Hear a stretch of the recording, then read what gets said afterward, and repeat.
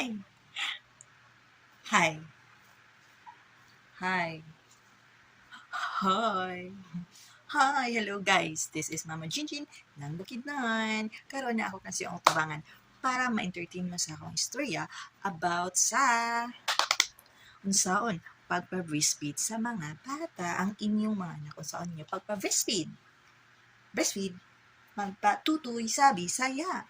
Alright guys, gusto na ko entertain ng tamo unsaon pagpatutoy sa bata. Tips ninyo unsaon. Nganong para makatutoy o maayo inyong bata kung kamo bago pa nanganak. Kung bago pa ka nanganak, kinahanglan ka magpatutoy sa imong anak para mudako, ma-healthy siya. Para healthy, mugwapa, mo-cute sila tungod sa ato ang gatas. O ang breastfeed, healthy pud siya sa usa ka bata. Labi na kung baby pa. Tips number 1, kinahanglan paggawas tago sa bata na magawas na siya sa inyong kuan, sa inyong tiyan, no? Pakataon na siya. Kaya na siya lagi ibutan sa debate sa center sa doktor niya. Para sa ako pag human ako og ng anak gilago din siya og patutoy. Nga naapagid siya diri sa akong dughan. Gikan pa siya din sa pag-utong na ako.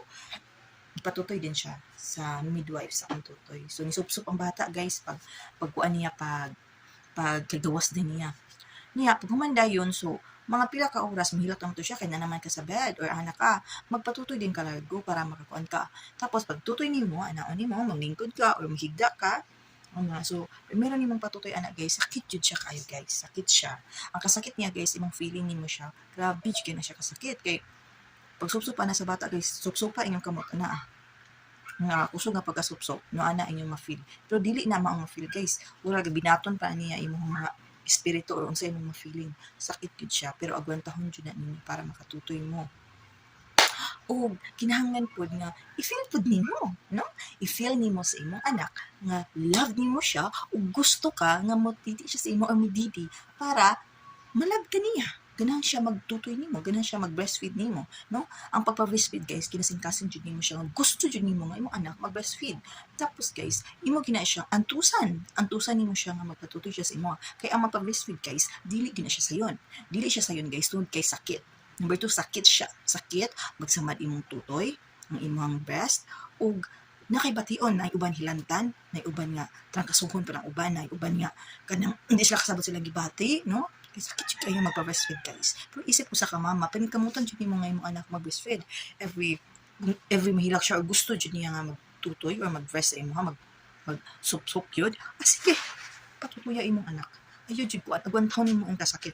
Ang akong idea guys para i-feel na ako nga magtutoy na siya, si Liliana. Ako siyang kuan guys, ako siyang gunitan. Mangita ako gunitan guys para makuan siya, makusog na ako og gunit like that para pag maana na ako para pagsupsop niya di siya sakit. So kamo tips na ko nga hatag na ko nga advice ninyo nga agwantahon jud ninyo guys ang kasakit para maka-breastfeed inyong anak. Kay nay ubang mama nga dili sila kaagwanta. Kung gusto ka nga imong anak malab ka, ganahan siya sa imong humutan siya sa imong lambing siya sa imong agwantahon nimo nga mag-breastfeed jud ka sa ilaha. Sakit yun siya guys, pero isip ko sa ka mama, the best jud kayo ang magpa-breastfeed ta sa atong anak. Kay, para ba love ta nila, no? Bongga kay guys kung imong anak mag-breastfeed nimo kay. Super love kay kaniya, humutan siya sa imong mga ilok, grabe, sobra ka love ka. Muna guys, akong advice ninyo sa mga mama out there diha, no? Go lang ang mga mama, breastfeeding mom. Kay, kana, inyong anak healthy jud na siya. Ug diri nang kutob ang vlog sa mga mama ng mga Bukidnon. See you next guys. Okay? Sa mga updates sa mga mama nga magpa-breastfeed o sa mga advice na ako sa inyo. Bye! Chan, charing, chan, chan.